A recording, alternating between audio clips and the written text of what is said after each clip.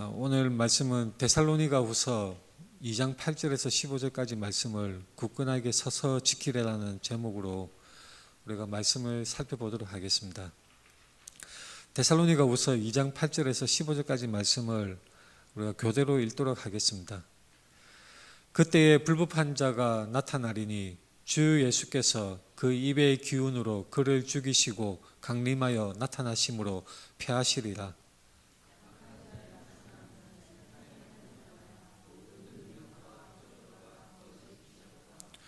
불의의 모든 속임으로 멸망하는 자들에게 있으리니 이는 그들이 진리의 사랑을 받지 아니하여 구원함을 받지 못함이라.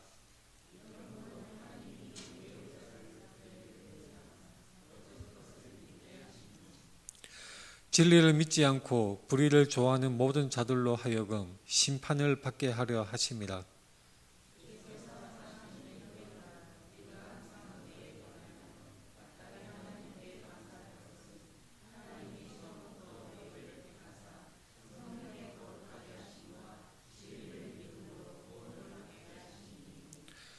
이를 위하여 우리의 복음으로 너희를 부르사 우리 주 예수 그리스도의 영광을 얻게 하려 하심이니라. 같이 읽겠습니다.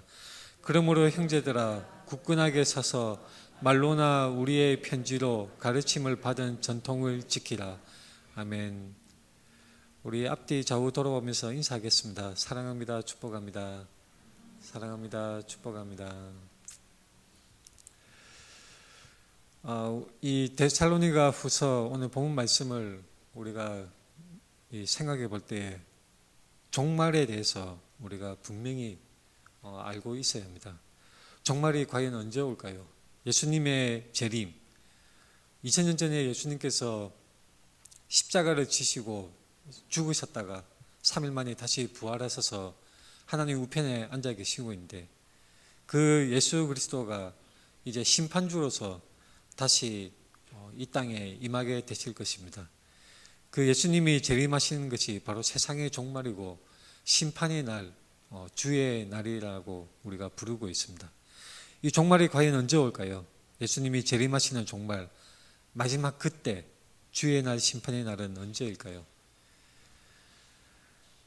이것에 대해서 몇월 며칠이라고 대답하는 사람들은 100% 이단이라고 우리가 확신으로 말을 할 수가 있습니다.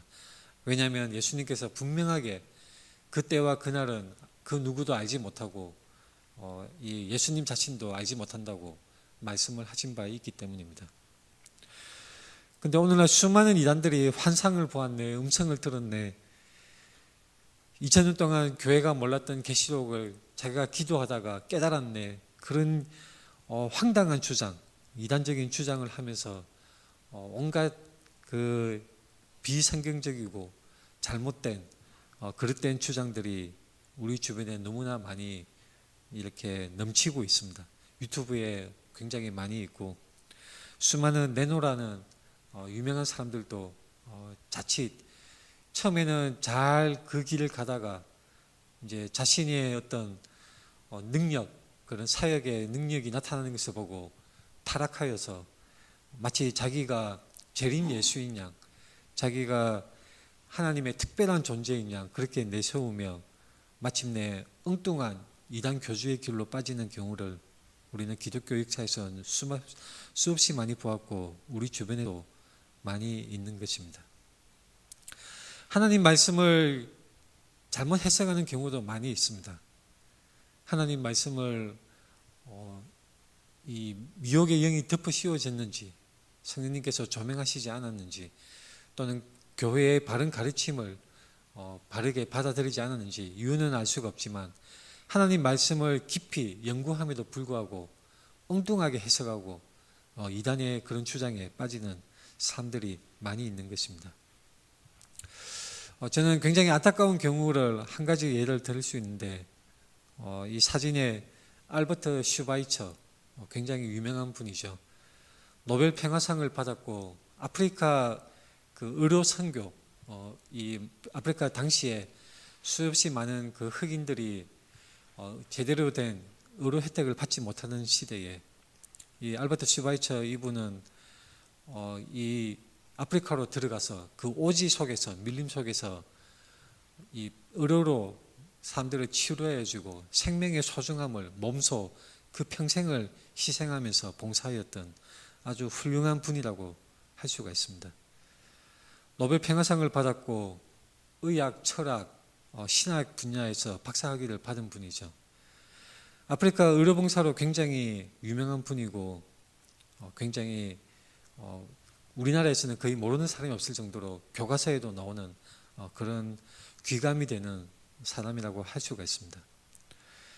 굉장히 뛰어난 오르간 연주자였다고 전해지고 있습니다. 그리고 음악에, 특히 바하 음악에 상당한 그런 실력을 가진 분으로 이렇게 칭송을 받고 있는 분이었습니다. 근데 이 알버트 슈바이처에 대해서 아는 사람들은 아프리카 선교를 하고 의료 봉사를 하고 자신의 그런 향락을 다 내어버리고 자신의 인생을 던져서 많은 불쌍한 사람들을 도와주는 아주 훌륭한 분으로 많은 사람들이 생각하고 있지만, 이분이 신학적으로 어떤 주장을 했는지는 사람들이 대부분 모르고 있습니다. 이분은 당연히 이 루터교 목사로서 성경을 굉장히 잘 알았고, 또한 아프리카 의료 선교를 하면서도 신학을 계속 연구해서 상당히 많은 신학 저서를 남긴 사람입니다.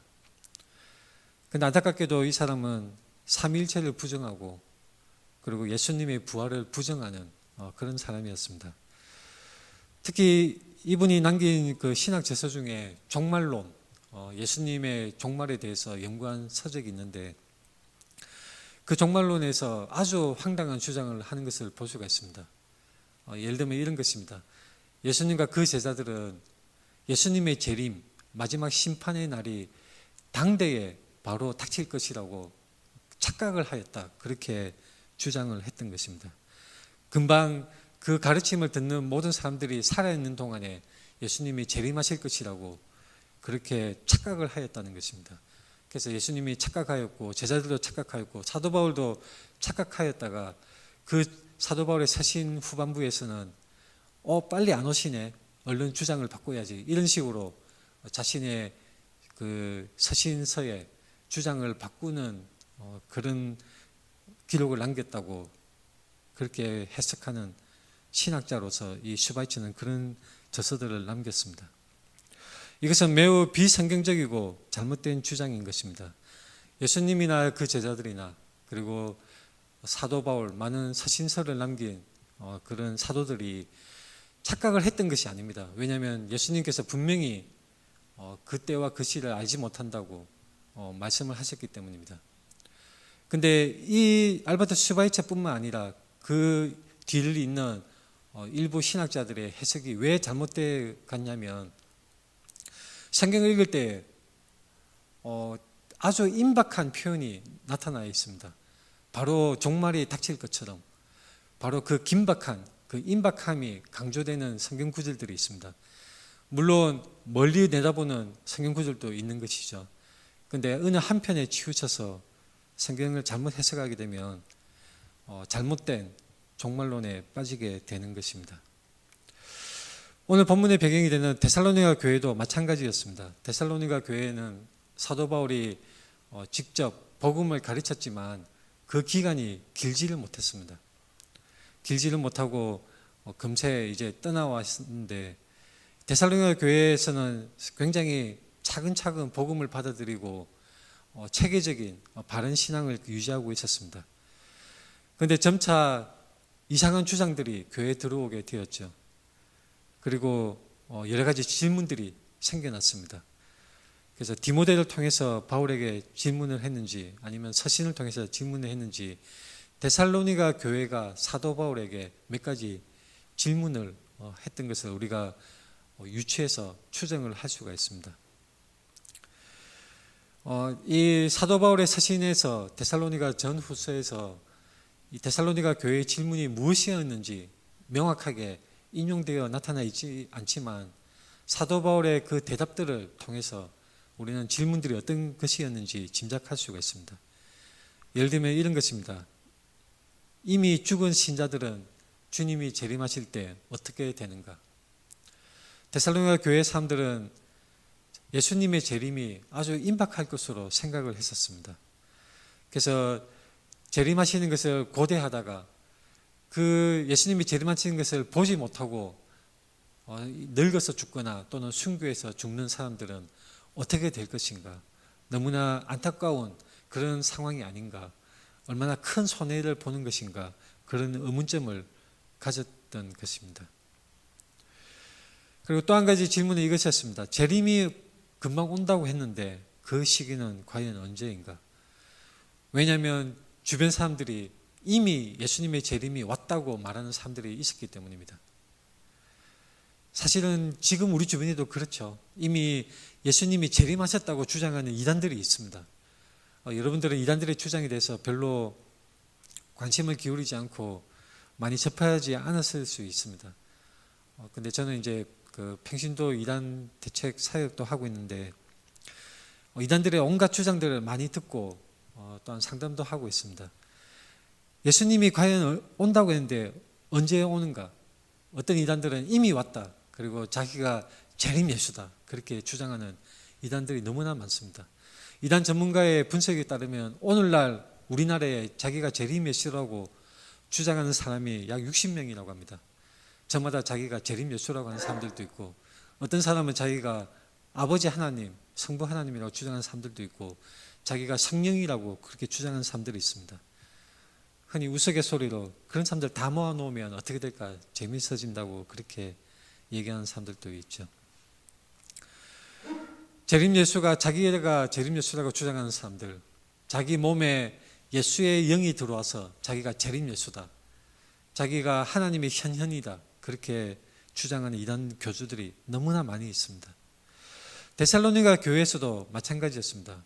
재림이 이미 왔다, 또는 재림이 곧 온다고 했는데 그 시기가 언제인가? 굉장히 중요한 질문인 것입니다.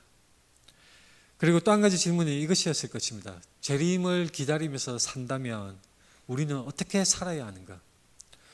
자, 데살로니가 교회의 이 교인들의 질문은 오늘날 우리들에게도 그대로 해당이 되는 것이죠. 왜냐하면 어떤 사람들은 예수님의 재림이 오기 때문에 직장을 다니고 학교를 다니는 것이 다 부질없다. 그냥 흰 옷을 입고 저 물 좋고 경치 좋은 높은 산 꼭대기에 올라가서 하나님의 그 재림, 예수님의 재림을 기다려야 된다. 그렇게 주장하는 사람들이 있습니다. 실제로 재산을 다 팔아버리고 전 재산을 기부하고 저 머나먼 피지 섬으로 가거나 외딴 섬으로 가서 밭을 갈고 농사일 하면서 자신의 노동력을 다 바치고 인생을 다 바치는 그런 안타깝고 어리석은 사람들이 너무나 많이 있습니다. 지금도 수천 수만 명의 사람들이 그런 이단에 빠져서 집단 공동체 생활을 하고 있는 것입니다.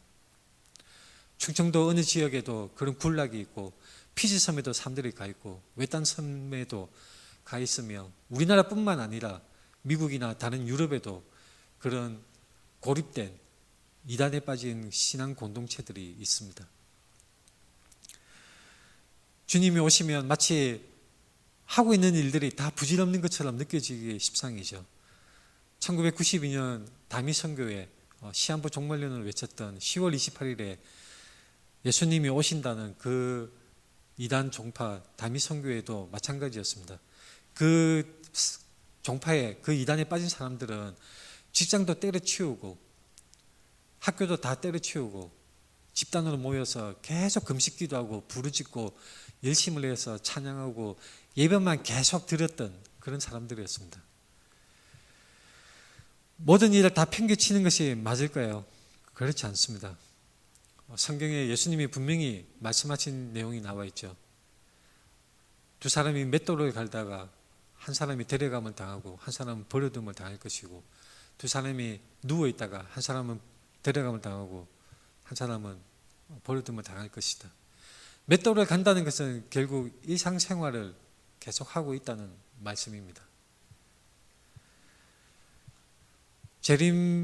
예수 재림의 날, 그날이 임박하다고 생각해서 학교를 때려치우고 사업을 때려치우고 전 재산을 교주에게 갖다 바치며 전 일상생활을 다 포기하고 예배만 드리고 종교 행위에 몰두하는 것은 명백하게 잘못된 것이라는 것을 우리가 성경에서 분명하게 알 수가 있는 것입니다.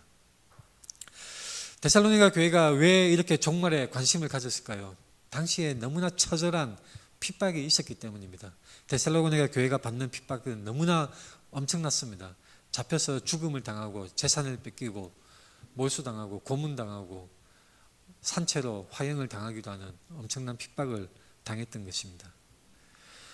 그래서 자기들이 당하는 핍박이 혹시 종말의 때에 바로 주님이 바로 오시기 전에 극심한 핍박에 해당되지 않을까, 그렇게 의문을 가졌던 것입니다.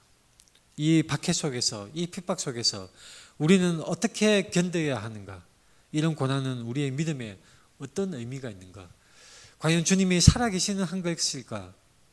주님이 오시기는 하는 것일까? 그래서 데살로니가 교회 사람들은 양극단에 빠지기 쉬웠습니다. 주님이 이미 왔다고 그렇게 생각하는 사람들, 또는 주님이 아예 오지 않는다고 생각하는 사람들. 지금도 우리 주위에는 그런 양극단에 빠진 사람들이 있습니다.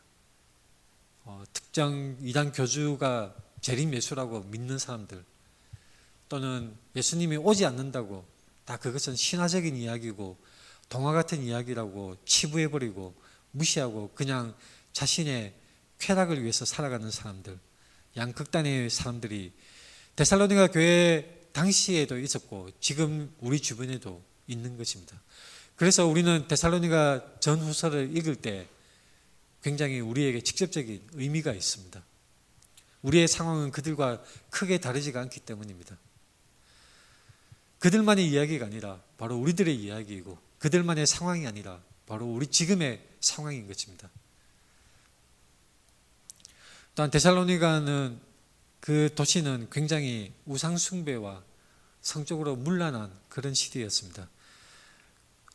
굉장히 상거래가 활발하고 무역 거래가 활발하고 항구 도시로서 많은 사람들이 오가는 그런 문화와 상업이 활발한 도시였는데, 안정적인 그 생활 속에서 굉장히 성적으로 타락한 그런 생활 양상을 띠고 있었습니다.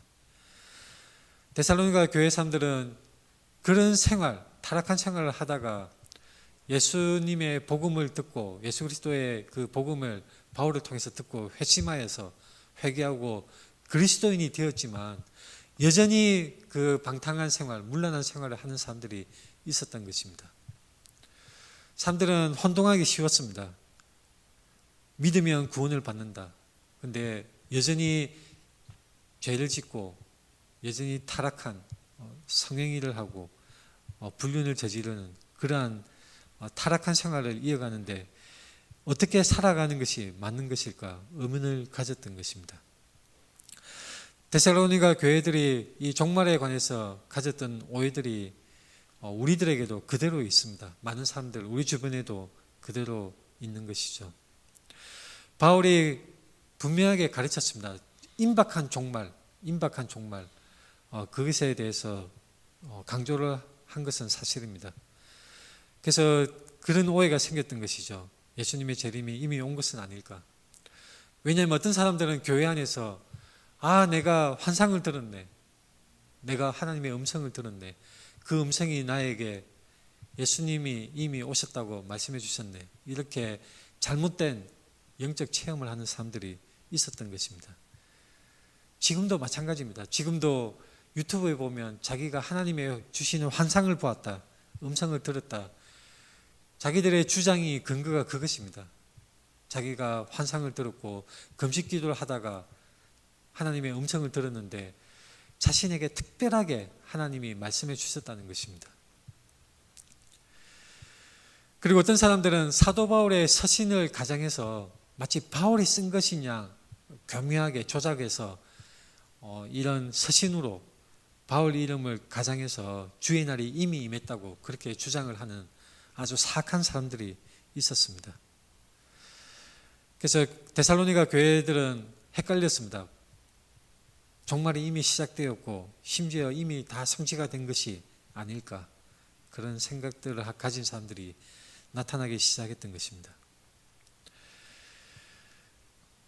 그래서 당연히 일부 사람들은 일을 멈추고 방탕하게 살았습니다. 그저 교회에서 주는 구제의 그런 양식을 먹으면서 무의도식하는 사람들이 생겨났던 것입니다. 이것은 명백하게 성경적인 종말론, 참된 복음이 가르치는 종말을 잘못 이해하고 오해하여서 왜곡하여서 나타나는 그런 문제들입니다. 이 사람들이 왜 그런 오해를 하게 되었을까요? 바로 성경적인 복음에서 말씀하는 이 종말이라는 것은 제가 여러 번 강조한 것이 있습니다. Already but not yet.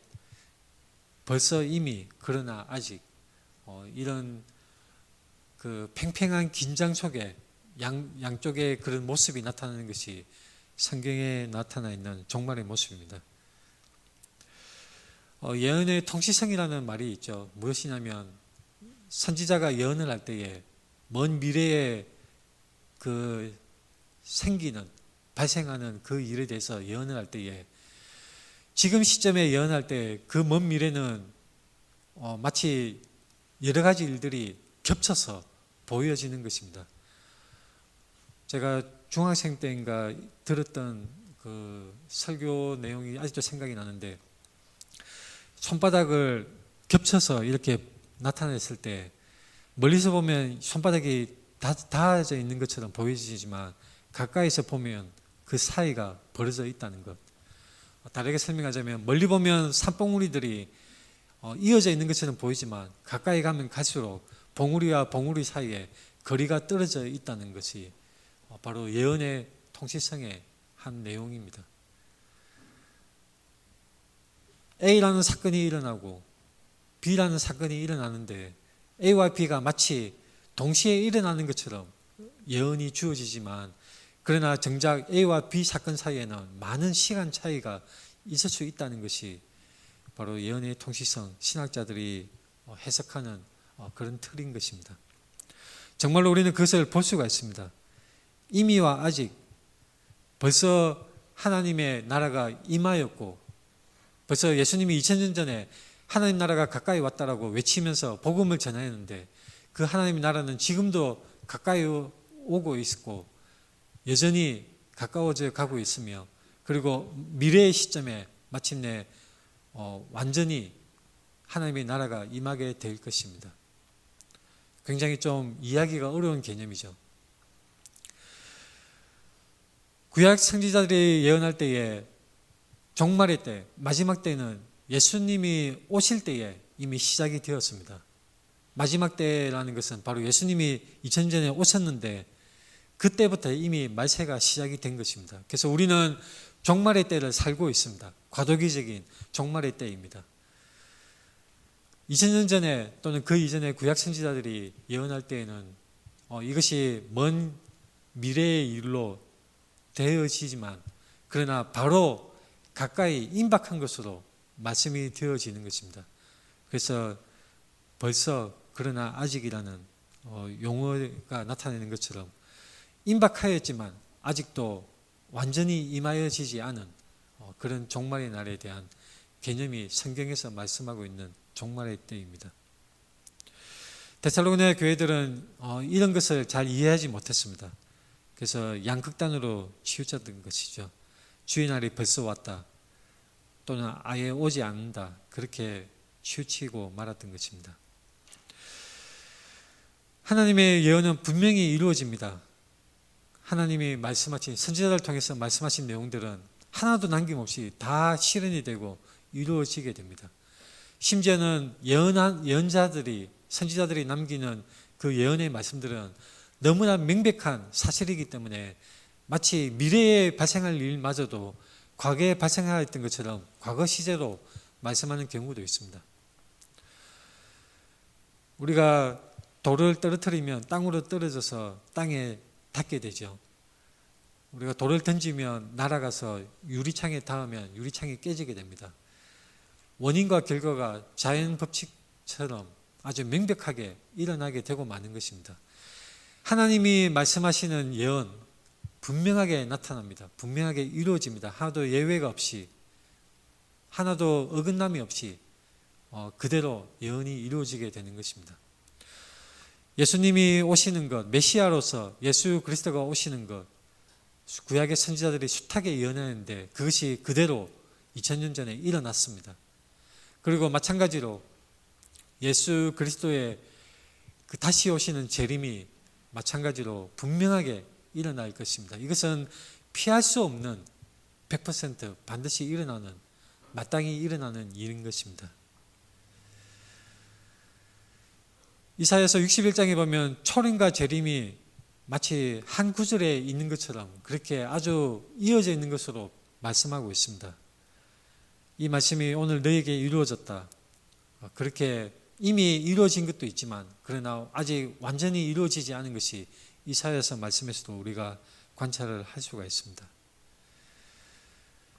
그래서 데살로니가 교회 종말에 대해서 여러 가지 질문들이 사도 바울에게 주어졌을 때 사도 바울은 그 질문에 대한 대답을 서신을 통해서 밝혀서 말씀을 하고 있습니다. 우리가 거꾸로 생각해 보면 사도 바울이 애정을 가지고 목회를 하였던 그 교회들이 사도 바울의 그 놀라운 가르침, 진정한 참된 복음을 들었던 교회들이 아무런 문제가 없었다면 지금 우리 손에는 서신서가 남아있지 않았겠죠. 그러나 여러 교회들마다 문제가 다 있었습니다. 갈라디아 교회는 그 저번주에 말씀드린 대로 이단들에 대한 문제가 있었죠.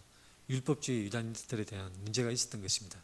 데살로니가 교회는 바로 종말에 관한 그런 여러 가지 의문점에 관한 문제들이 있었던 것입니다. 그런 문제들에 대해서 사도 바울은 서신을 통해서 답변을 하였고 그것이 오늘날 우리 손에 남아져 있는 데살로니가 전후서 성경입니다. 그래서 그 내용을 살펴보는 것은 바로 우리에게 아주 귀중한 지식을 알려줍니다. 당시에 데살로니가 교회들이 겪었던 의문들, 그것이 우리에게도 그대로 적용이 되고 우리가 가질 수 있는 의문들이 바로 데살로니가 교회들이 가졌던 의문점들입니다. 그에 대한 질문에 대한 바울의 응답은 우리에게도 그대로 적용이 되는 것입니다. 예수님의 재림이 이미 온 것일까? 많은 사람들이 그렇게 여겼습니다. 영적인 신비 체험을 하고 환상을 듣고 환상을 보고 음성을 듣는 그런 사람들. 그러나 그것이 잘못된 것이라는 것을 사도 바울은 분명하게 설명을 하고 있습니다. 이 여러 가지 오해들에 대해서 사도 바울은 차근차근 명확하게 말씀을 하고 있습니다. 중요한 것은 우리가 그 내용들을 바르게 해석을 하는 것입니다. 제가 서두에 말씀드렸던 알버트 슈바이처 박사처럼 말씀을 잘못 해석하게 된다면 예수님이 잘못 알았다는 식으로 성경을 잘못 해석하기도 하고 그 말씀을 종말에 관한 말씀을 잘못 해석을 하게 되면 유튜브에 나타나 있는 수많은 이단들처럼 시한부 종말론에 빠지거나 또는 종말이 오지 않는다라고 그렇게 생각하는 잘못에 빠지게 되는 것입니다. 오늘 본문 말씀을 우리가 살펴보겠습니다. 데살로니가후서 2장 6절 7절에 보면 이런 말씀이 있죠. 너희는 지금 그로 하여금 그의 때에 나타나게 하려 하여 막는 것이 있는 것을 아나니 불법의 비밀이 이미 활동하였으나 지금은 그것을 막는 자가 있어 그 중에서 옮겨질 때까지 하리라. 자, 막는 것이 무엇입니까? 제가 답부터 말씀드리자면 신학자들이 가장 어려워하는 난제 중에 하나가 바로 이 구절입니다. 막는 것이 무엇일까? 어떤 사람들은 이것이 예수 그리스도라고 생각을 하기도 합니다. 어떤 사람들은 이것이 성령님의 역사하심이라고 생각합니다.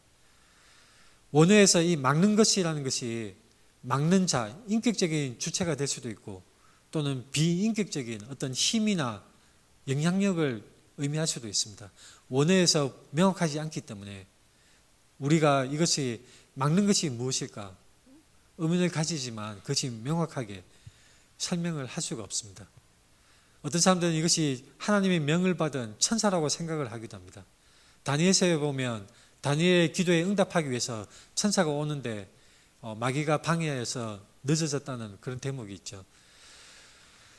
불법의 비밀이 활동하는데 그에 대해 나타나게 하려 해서 막는 것이 있는 것인데, 그것이 어떤 사람들은 성령, 하나님, 예수님, 그런 어떤 신적인 천사의 활동 이런 것으로 생각하기도 하지만, 어떤 사람들은 국가와 사회를 유지하기 위한 통치의 그런 권력자들의 통치가 바로 그것이라고 생각을 하기도 합니다.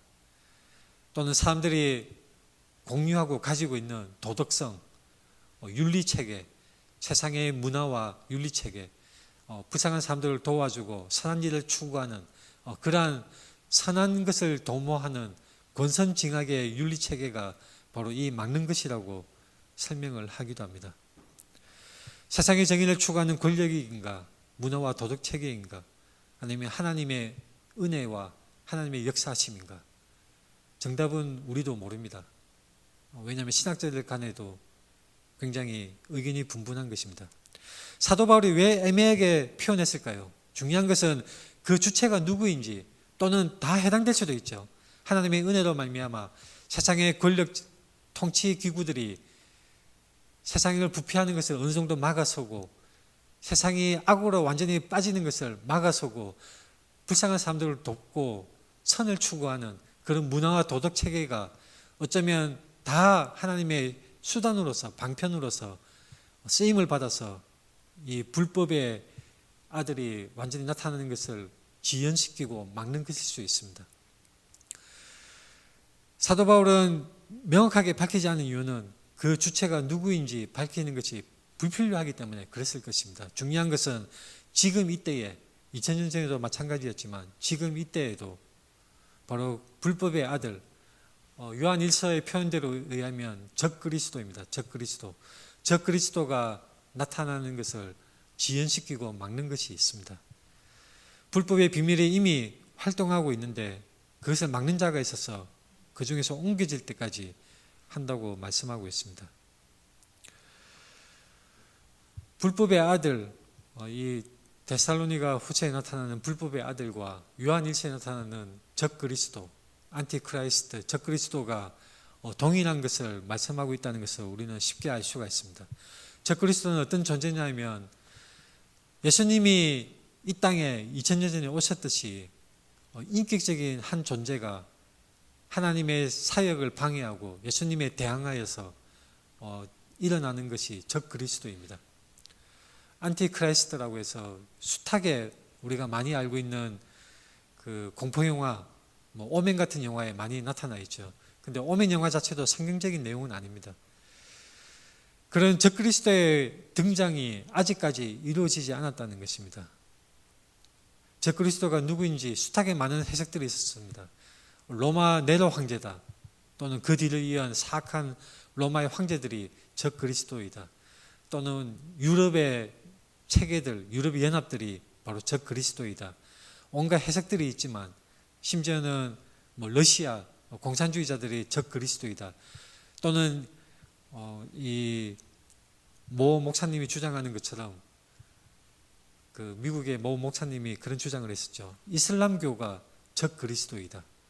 그리고 종교개혁 시대에 때는 마틴 루터가 교황이 바로 적그리스도이다. 이렇게 역사적으로 많은 단체나 어떤 주체를 가지고 적그리스도라고 그렇게 해석을 하였지만, 정말로 궁극적인 적그리스도는 아직 등장하지 않았습니다.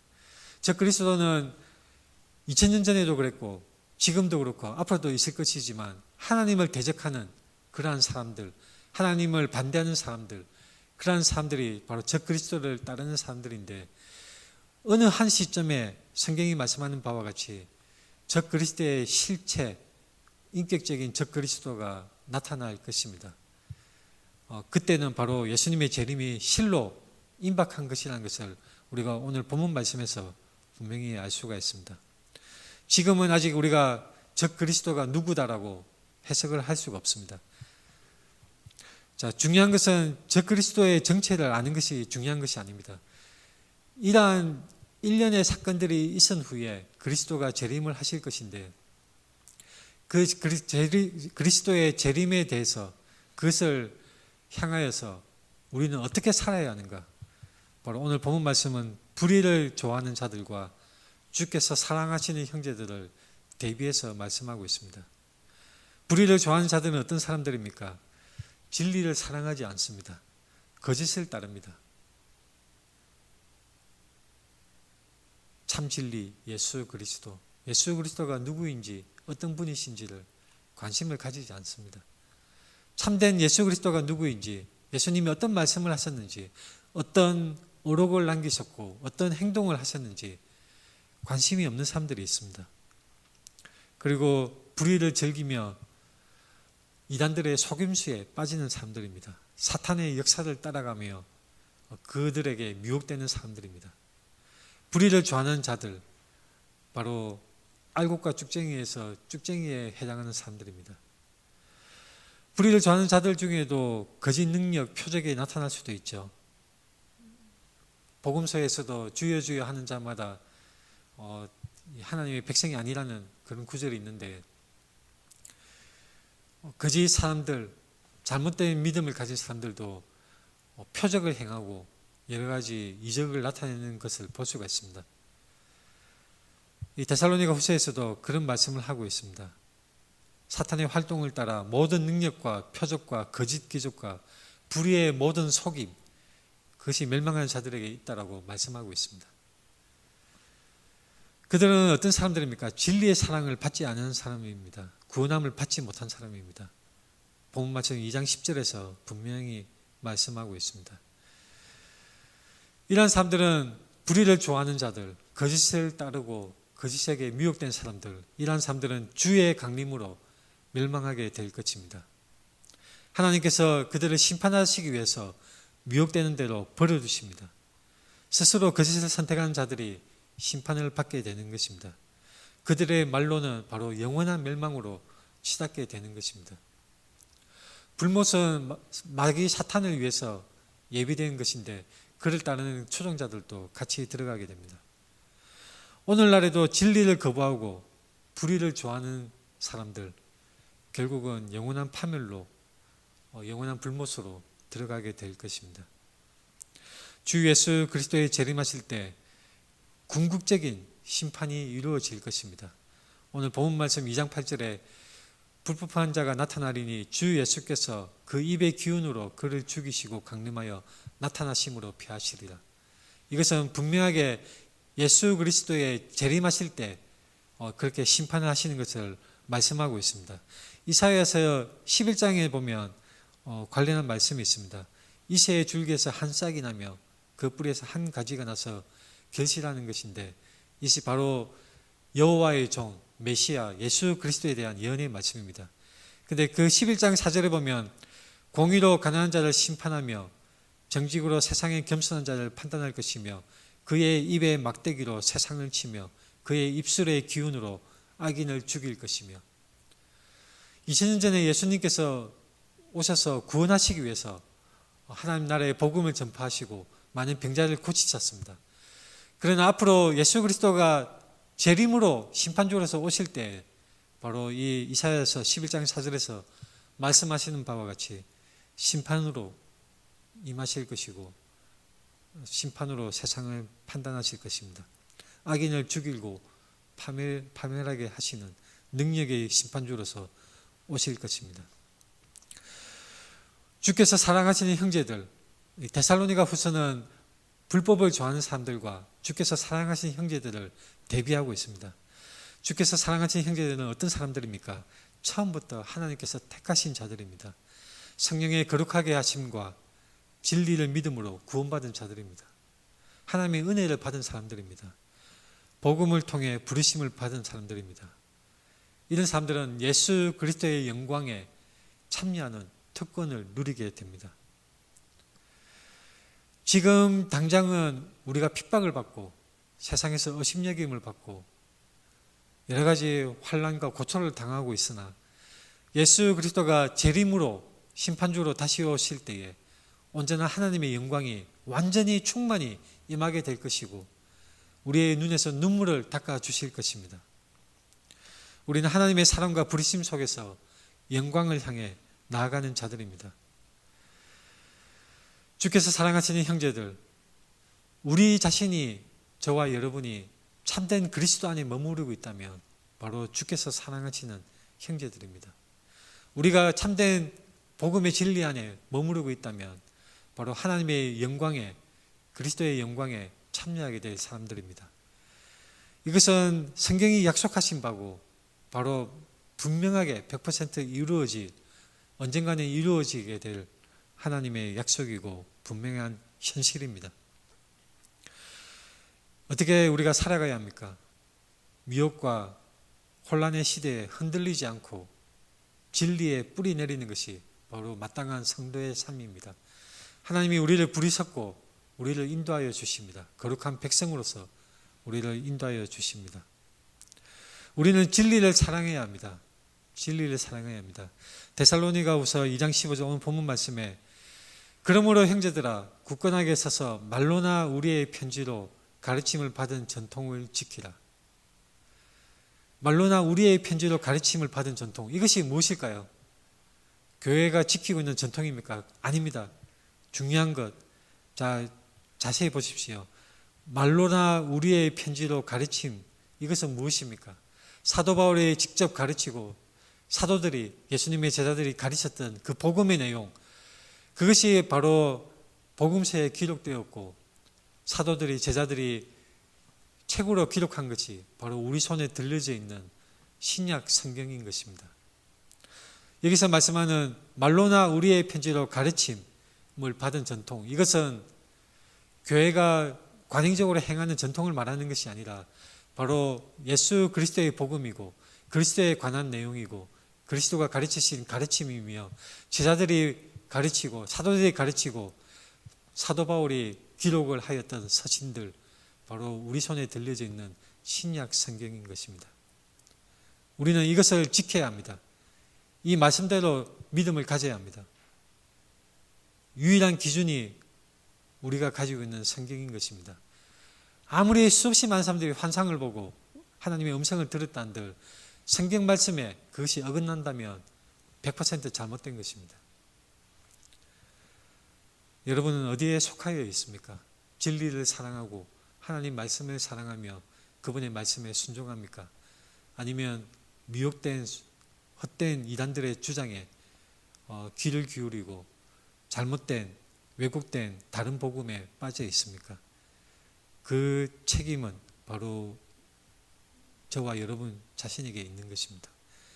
우리는 그리스도 안에 있을진데, 성경에 기록된 참된 복음에 머물러 있을진데 우리는 분명한 하나님의 자녀이심을 믿음으로 확신하시기 바랍니다. 기도하겠습니다.